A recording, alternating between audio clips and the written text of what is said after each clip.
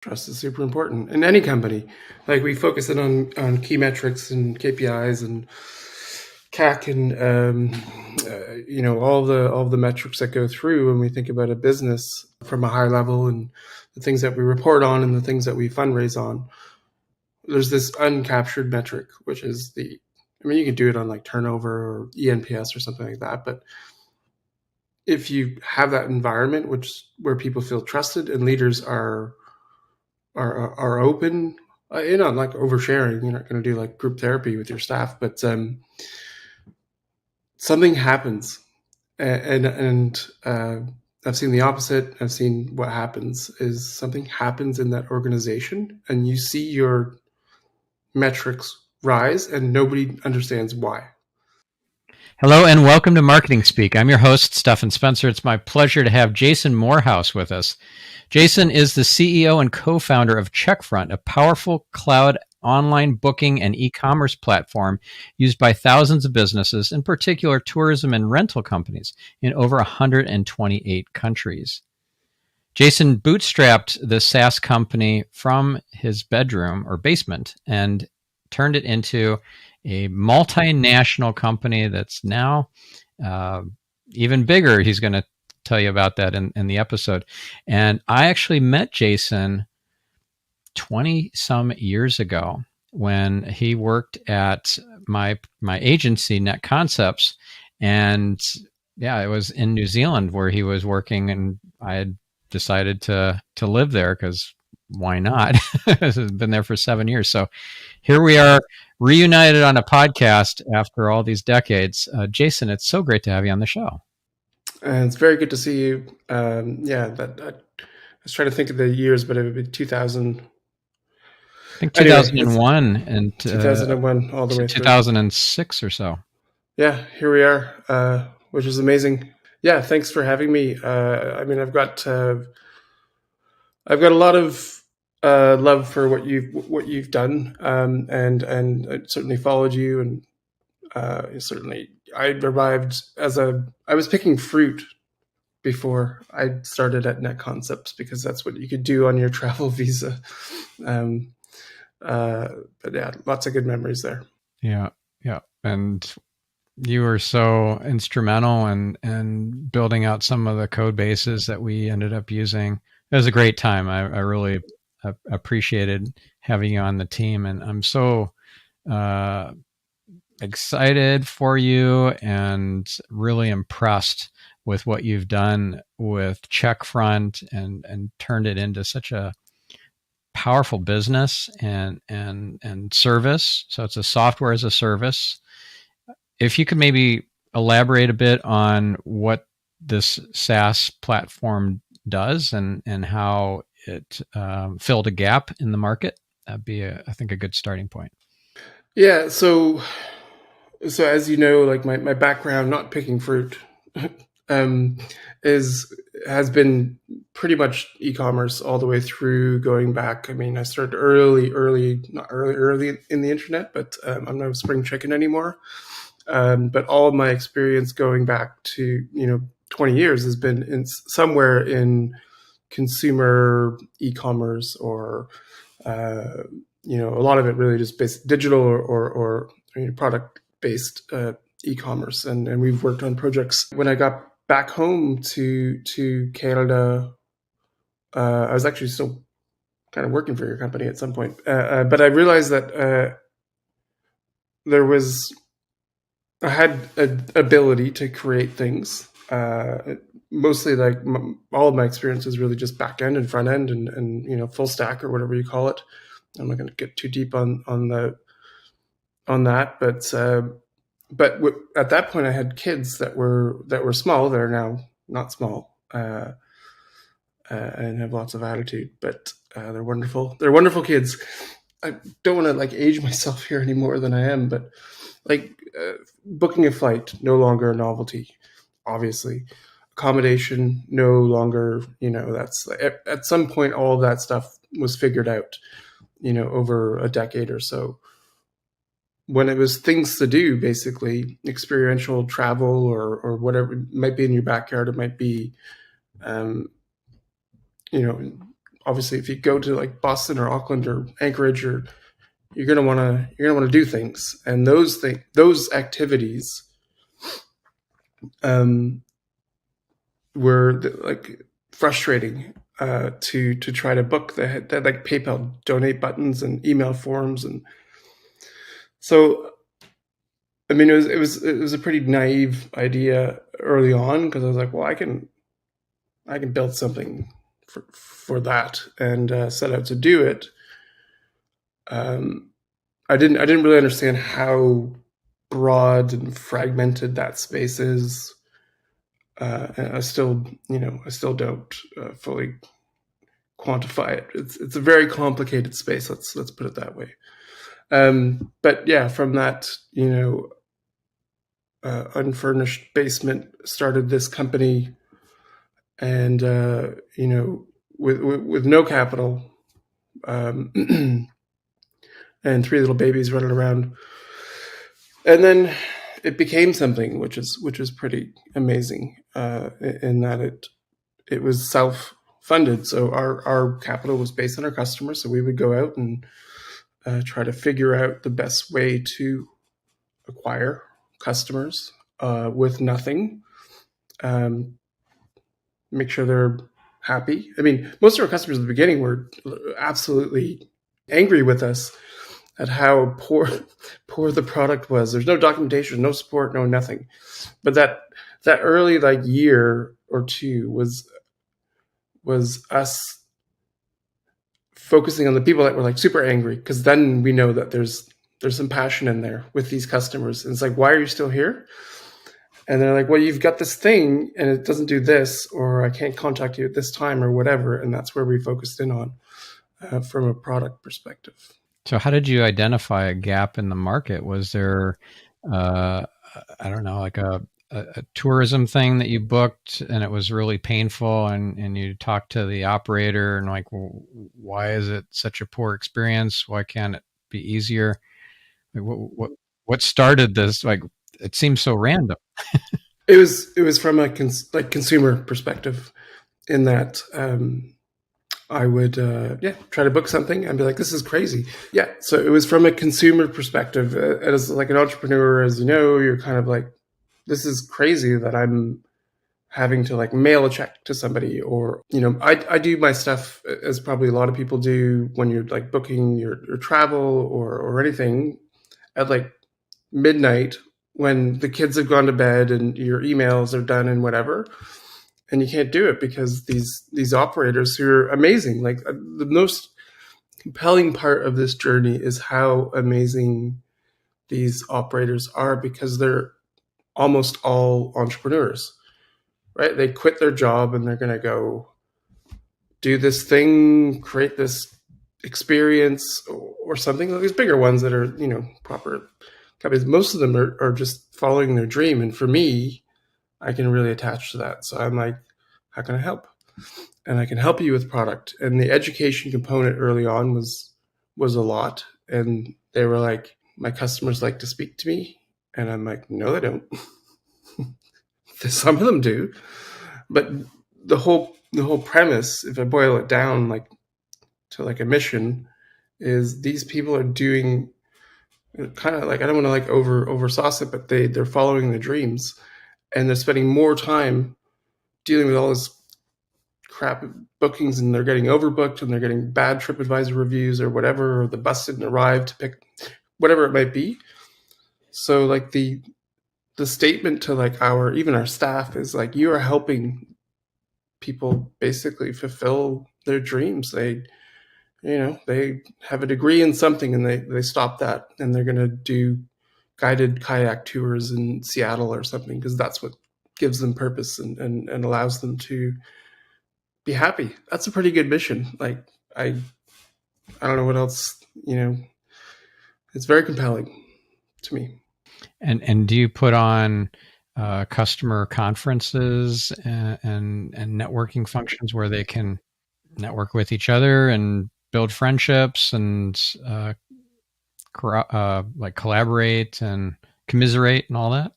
There is one industry conference that we go to. So it's 3 times a year. I mean, COVID sacked that a little bit, but it's in East Coast, West Coast of the US, and there's one in Bangkok, and then there's one in Berlin. So we usually congregate around that, and that was developed. It's called Arrival Conference. That was a spin out from Focusrite, because this industry didn't really exist. Like it wasn't a thing, and it was looped into. It was put into like accommodation and flights. So we started the company before this industry existed, and then out of that, within a few years, it started to evolve, and then the bigger players started to understand. Usually the OTAs, it's Expedia, it's Booking.com, Airbnb now.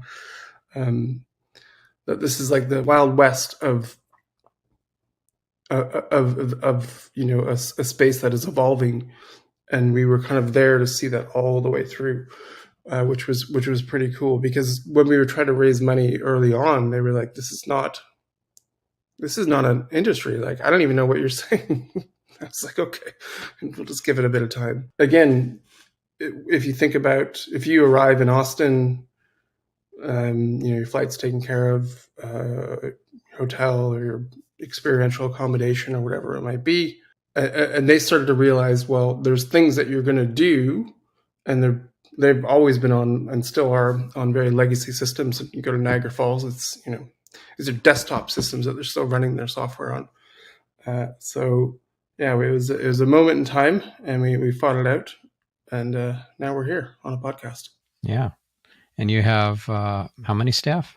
We have 120 staff. Right. And you're just you're in the process of getting a lot bigger. We are, finishing up a kind of something that's been in the works for many years, just as conceptually, with one of our closest competitors.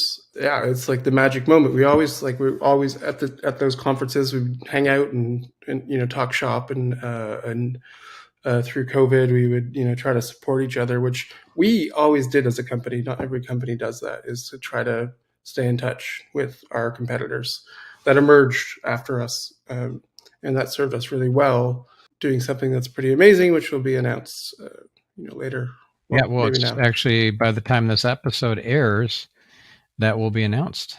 That will be announced, yeah. Yeah. So it's like competitors aren't really competitors. If you zoom out far enough, you can see the bigger picture that there is no such thing as competition. It's more co-opetition, or it's not a zero-sum game. It's everything that happens to us is actually happening for us.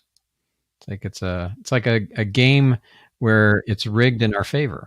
Yeah, absolutely. And I would go a step further. So if you're a CEO or a founder or whatever it might be, and this took me a while, is like you're supposed to. It's really hard. Like, you can have your professional coaches, you can but there's so many things you can't speak about. Like, it's kind of lonely, so, right? Because you're fighting these battles, and you're dealing with like stuff, and you got your therapist, and you got your spouse, and you have your close allies within your executive team or whatever it is. I find that connecting with competitors, just on a peer level, like not sharing industry secrets, is so important, because especially in hard times, and then when that is developed over time and that trust is there, then there's an opportunity. If you just fight them, and you're not ethical, then right, an adversarial relationship generates a rival, but cooperative and light-filled relationship generates collaboration and mergers and acquisitions and roll-ups and all sorts of exciting things. That's awesome. It's a long-term vision. So if it's short-term and you're going to go try to buy your way into the industry, which we've seen before, we've had competitors try to, raise, I don't know, 60, $70 million, and tried to spend it as quickly as possible to take over the market and acquire us, several of them, and they're gone. Yeah. Flash in the pan. How much money did you end up raising with those rounds of funding? Not a lot comparatively. So I think like we did a local round here, and so we're in Victoria, BC. It was like $500,000, and then we took that and spread that over, I'm gonna say, 4 years, which is not the typical playbook. It's not, right? Normally, you go and raise a big round and you spend it really quickly, and then our Series A was awkwardly about like a week before COVID and the zombies came out. So we closed all that up and we were ready to go. And at that point, our team was maybe like 60, 70 people. That would have been combined with 3 partners, around 10 million Canadian. So what, I don't know what that is, 8 million.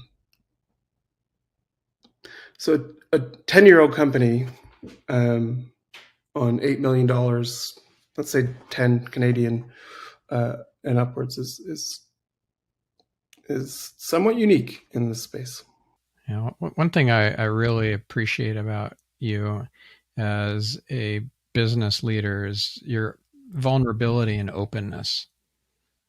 So you posted, for example, on LinkedIn about dealing with anxiety and ADHD diagnoses, and you wanted to help others to, especially because, you know, in business, this isn't something that people tend to talk publicly about, especially if they're at the top of their organization. They don't have a lot of people to talk to, as you were just alluding to. You know, it's lonely at the top. So to openly discuss and share your experience and the struggles and breakthroughs, transformations that you've had was really courageous, and I was very impressed when I saw you do that. Yeah, so like I did our HR for the first 30 or maybe even 40 people. And I moved out of like product and stuff like that at that point. I was just trying to like move things forward. What I didn't realize, and you would have seen it yourself in the companies, I just had no idea how much stuff was going on in people's lives. And they're coming to me and be like, hey, like, I don't know, I'm getting divorced, or somebody passed away, or I've got this, mental health thing. It's amazing what's going on with so many people's lives. And there's a realization there that you have this responsibility all of a sudden. It's like, man, I just want to build a product. And now I'm responsible for all these people's, like, not just their mortgages or car payments, their well-being. And over time, trying to figure out what's going on with me. And I've always been like a little quirky and anxious or whatever, but I did, eventually, late last year, I was like, the anxiety is getting debilitating. Like I can't function. And this is making my, if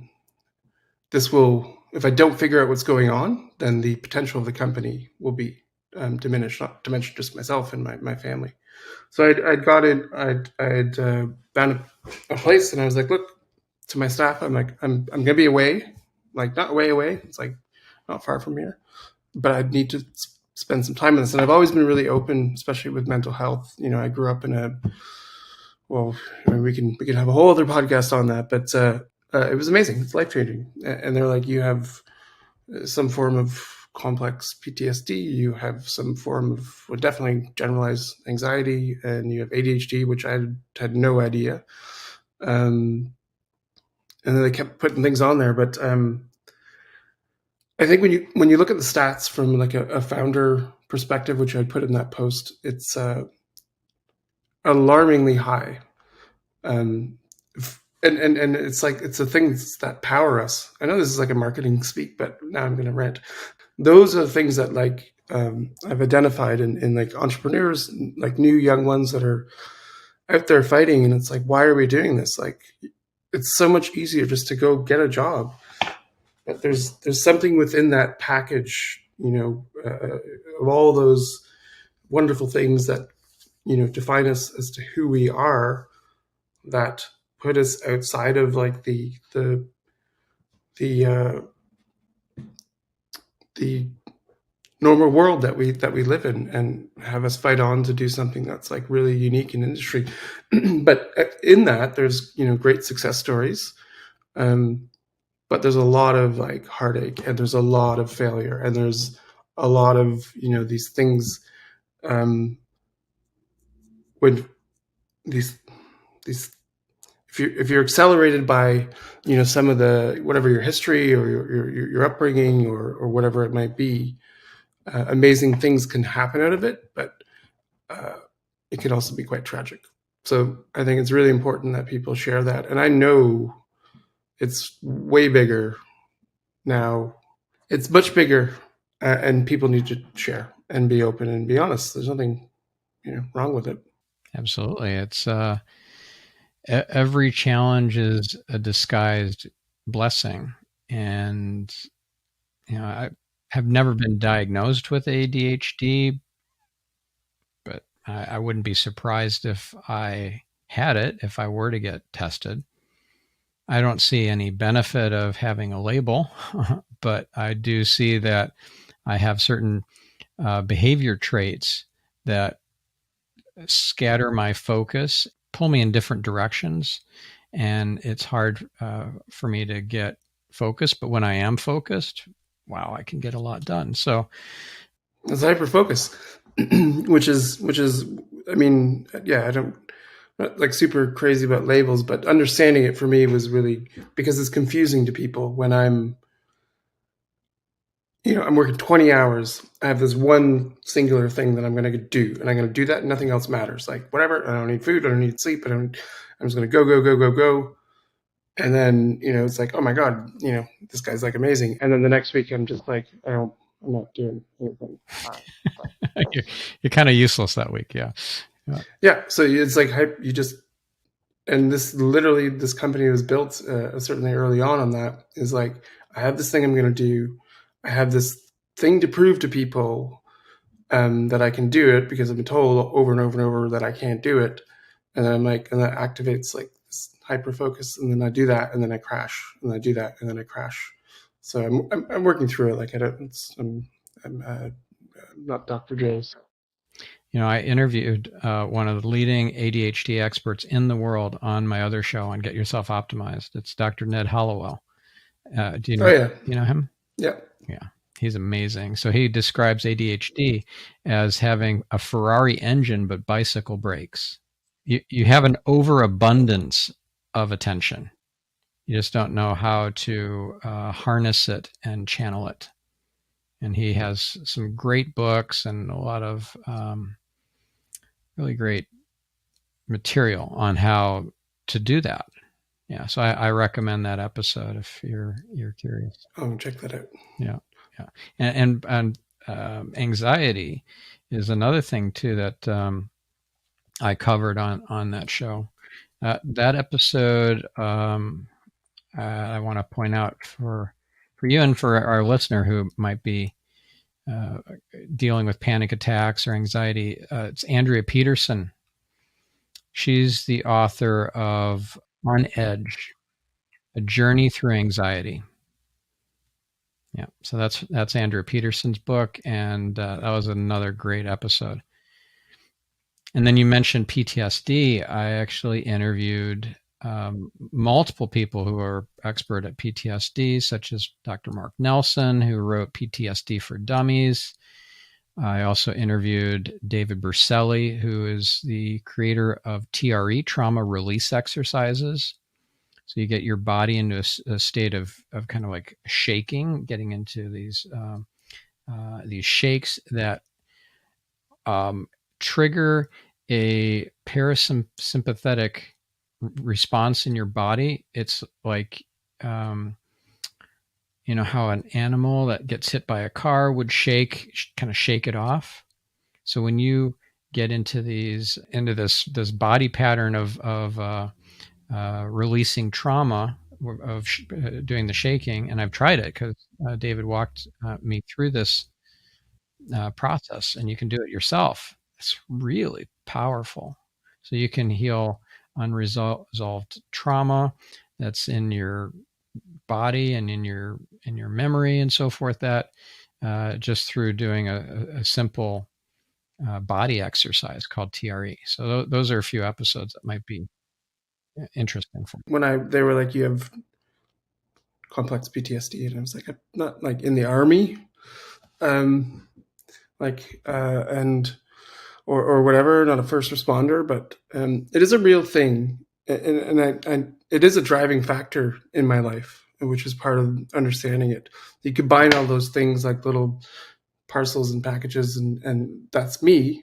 I'm trying to work through a lot of that stuff, but the I know your story as well, and it's like that. I can recognize it in so many entrepreneurs. There is like that, whether it's ADHD or some sort of like event, or generally like I don't know, something that ties them to some sort of want to go and take over the world. Not about money. When I see entrepreneurs that are like, I just want to make money and like get my Tesla or whatever, we know that they fail because there's no longevity in it. But there's some little fire in people's guts that propels them through hard times. And unfortunately, sometimes that's not great things. It's trauma. It's mental health. It's all of the things, but it's really important that we speak about them. Absolutely. Yeah. So, yeah, hats off to you for doing that hard work of being vulnerable and open, and showing other business leaders what it's like to be open and vulnerable so that they might do it too. It's awesome. Well, and when you do it, like speak and approach you, and it's a trusting atmosphere, and they're like, I have this and I have this, and I'm like, well, I'm not a doctor, but it's that relatability to somebody that is perceived as like in this power position that is going through the exact same thing that they are, and that's pretty special. Yeah, you create a family, not just a business. You create a culture and trust and camaraderie. Trust is super important in any company. Like we focus it on key metrics and KPIs and CAC and all the metrics that go through when we think about a business, from a high level, and the things that we report on and the things that we fundraise on. There's this uncaptured metric, which is you can do it on like turnover or ENPS or something like that, but if you have that environment where people feel trusted and leaders are open, you're not like oversharing. You're not going to do like group therapy with your staff, but something happens, and I've seen the opposite. I've seen what happens is something happens in that organization, and you see your metrics rise, and nobody understands why. People take credit for it and be like, well, I did this campaign or something, but there's something in there when you have that environment, and sometimes it's thrown off by some new bulldog that comes in or something.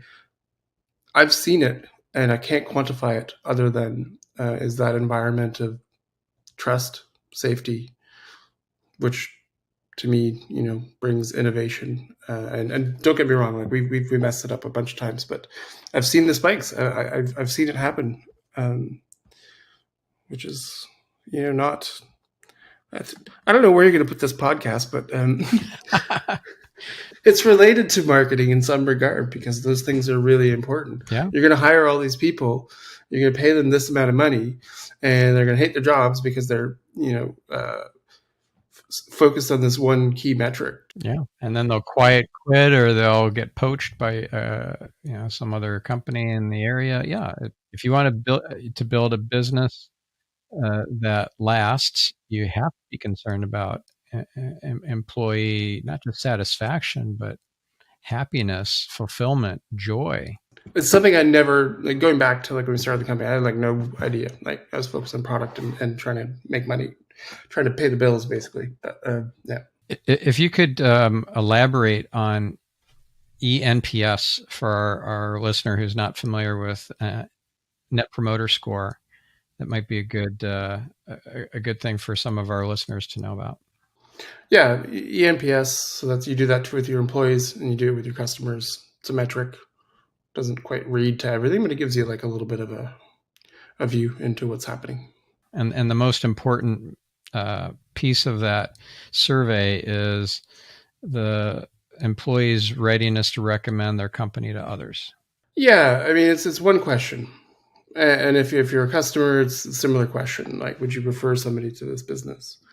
And they can, it is a metric. So we track it like quarterly, and employees are tired of filling it out. But we know through one question, not everything, but we know a signal of what might be happening within the company and within our customers.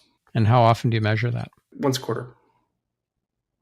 And customers are ongoing, so they just get dripped in, which is important because, I mean, we segment them out, so we know if they're a larger customer or a smaller customer. We know what verticals they're in, and then that allows us to know what verticals we should be doubling down on from any sort of investment, because there's a lot of verticals in our space. There's 120 verticals, which for anyone in marketing, it makes them cry.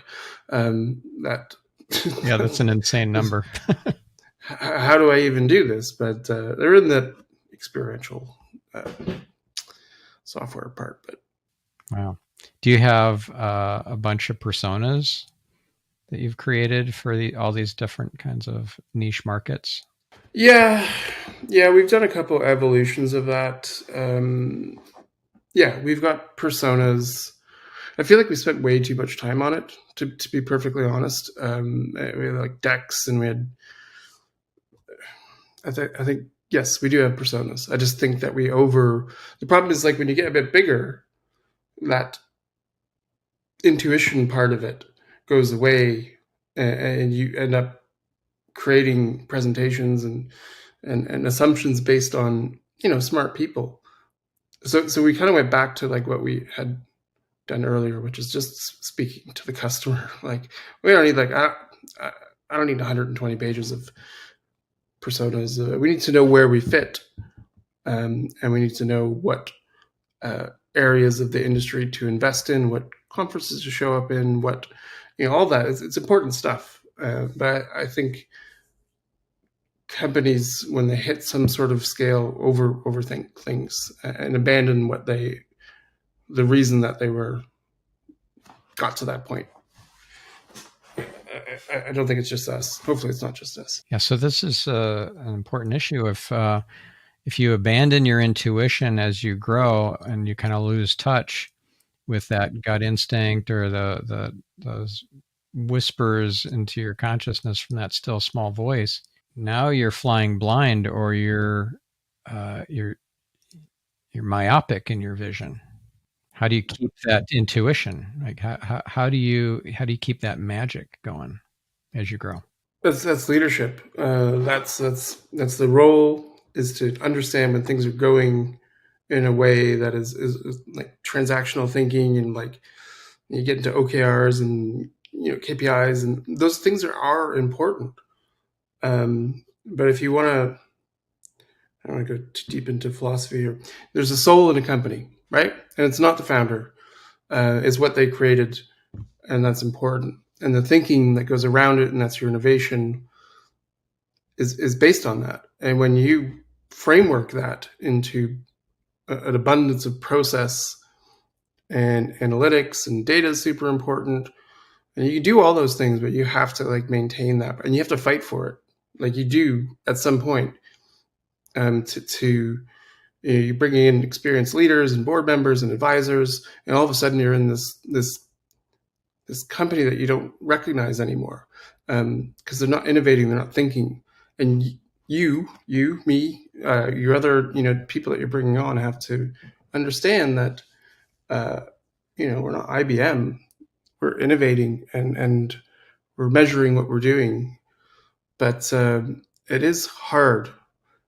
And I'm with the ADHD. I hate structure, so and I hate meetings like 4 hour strat planning meetings because I don't feel like they're super productive. It's a hard one. I'm still trying to figure it out, but when you get amazing people that are thinking outside of the structure, I'm not going to use the other outside of the box, but there's a structure you're putting in, right? You're putting in a structure for your employees. Here's what you do. Here's your policies. Here's your framework. Like, and they're going to stop there. And if you don't give them that trust and capacity to go outside of it, then you limit your opportunity. You limit your possibilities. You might be fine. You pay the bills. Yeah, but that's not what we're here for. Yeah, I don't even know why.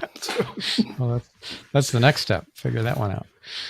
So you are able to, with your business, predict pretty well things like revenue and churn and acquisition costs and so forth. That's not something that every business can say that they can do, and that gives you a lot of freedom to forecast and invest and do long-term planning and thinking. So do you want to elaborate a bit on that? Well, I mean, SaaS is predictable. So I was trying to help a friend with a consumer product, and I was like, I have no idea what to do here with you, because like, or service-based businesses where they're chasing down like contracts or something, which was part of what you did with the net concepts. That's anxious for, like, I like predictability in that we know. So when we do a forecast, in January, we're going to forecast it out to 2024. Is usually pretty accurate. So we know how much revenue we're going to have. Mostly it's like monthly revenue, payments revenue, there's auxiliary revenue or some sort of arbitrage revenue there.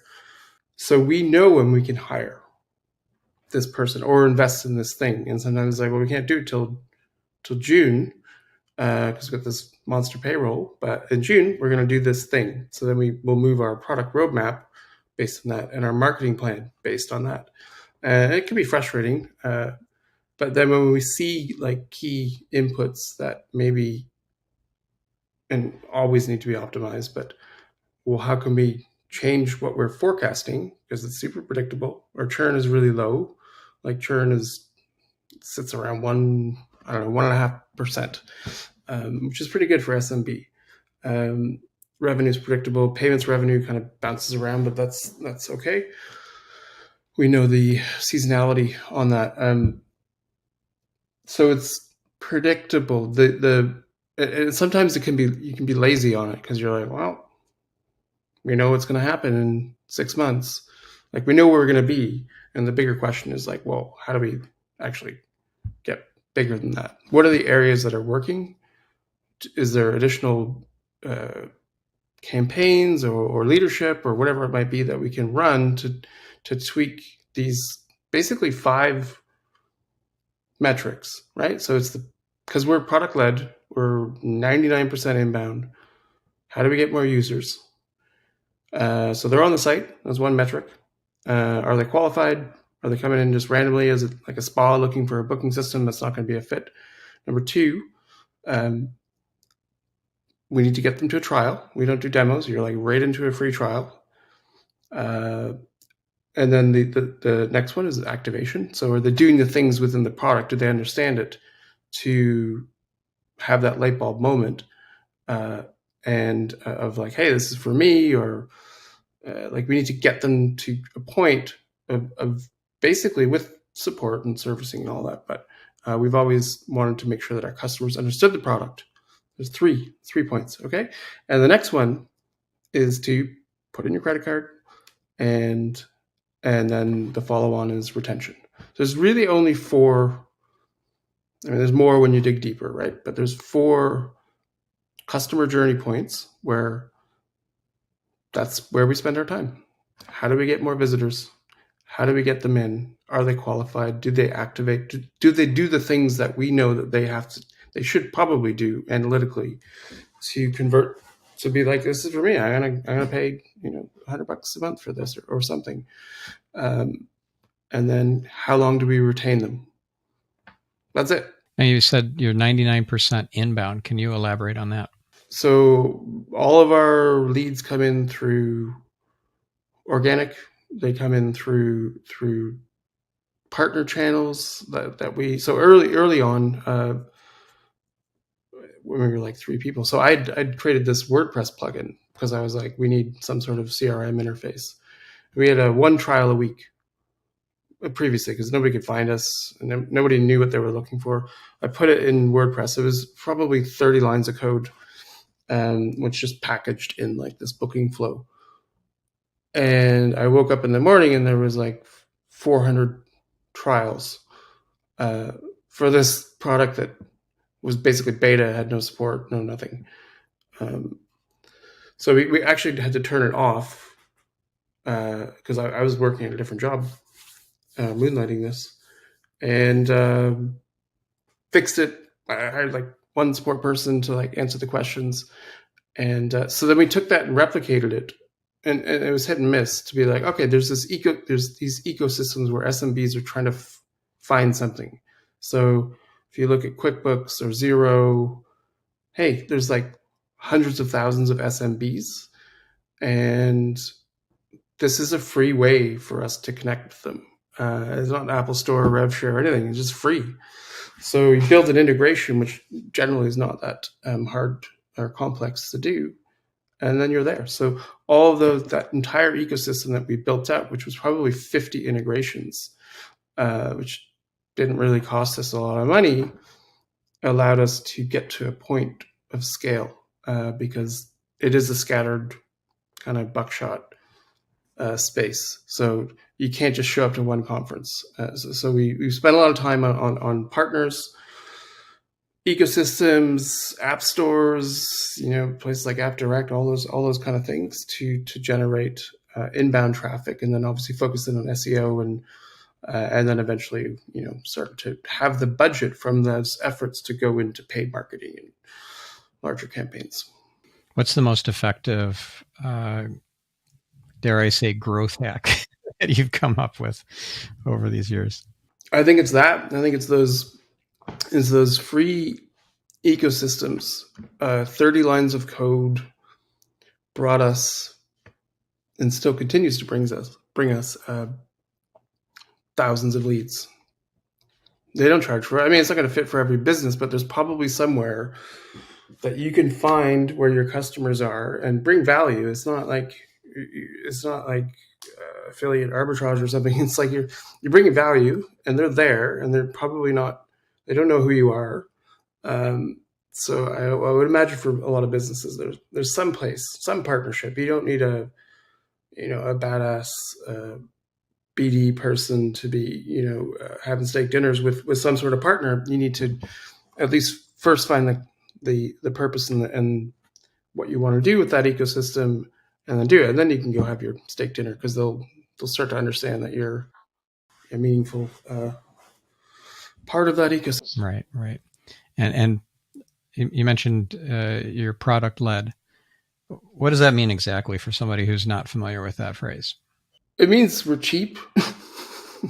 Like, it means that we don't overly invest in hardcore white glove sales, and there's a reason for it. There's other competitors that do, and they're like calling everybody. So we have to find the customer, we get them in, and we product led means that they go in, and there's enough of that onboarding for them to understand this is what I'm looking for.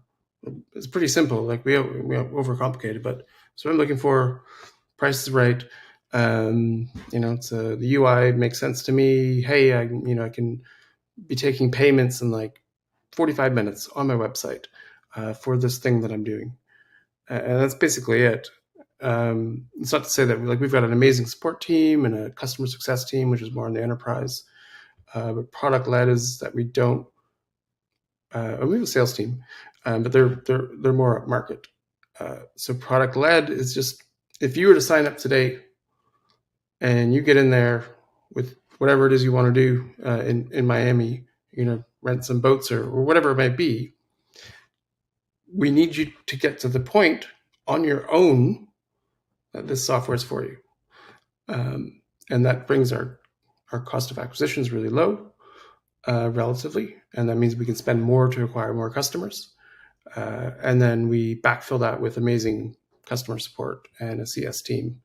Because it's, frankly, it is a complex market. We're not selling coffee mugs. The smallest businesses in this space have wildly complex requirements. So that is so product led is, early on was like, we don't have money to go find you. So you got to find it on your own. That's pragmatic. It's pragmatic. Yeah. Awesome. Well, I know we're out of time. So if you want to leave one last pearl of wisdom that we haven't already shared in this episode with our listener, what would it be? That's a good question.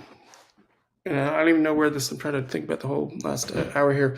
I think the most important thing with any company, you're going to find a way, or you're not. So you're going to figure out if you have budget or you need to go raise money, you're going to find a way. And the reason you're going to find a way is because there's a purpose behind it. And everybody's got their core values and mission statements, and they've got strategic frameworks and so forth and so on. If you're a founder or an owner or a single owner trying to light something up that's passionate, you're going to find a way. It's not going to be short. So it's a long term, and you need to invest in it and get your coaches and mentors and all that stuff. Those things are super important. But from speaking from a founder, like, you're going to find a way, and it's not going to be easy. There's going to be tears and frustrations and the odd skip mortgage payment, but there's something behind it, right? I've been doing this for 13 years in this company. You're going to find a way, and from I did our marketing and finance. I did our customer support, built the product. So I have early on, I have much smarter people. So I have empathy for all of those jobs and those people. And then once you start to bring that on, then that thing starts to cook along, but you got to fight through it. You got to fight it. I love that word, empathy. Can't teach empathy. You are given empathy. You can teach caring, and sit down with somebody that works for you and say, this is not right. But most of the founders I know, and going back to their beginning part of the conversation, have this empathy and unlocking it. It doesn't show up in any metrics or anything. We hide it, or we're defensive, or we have this outer shell, but it's really important. So yeah, hopefully that's useful. Amazing. Well, thank you so much, Jason.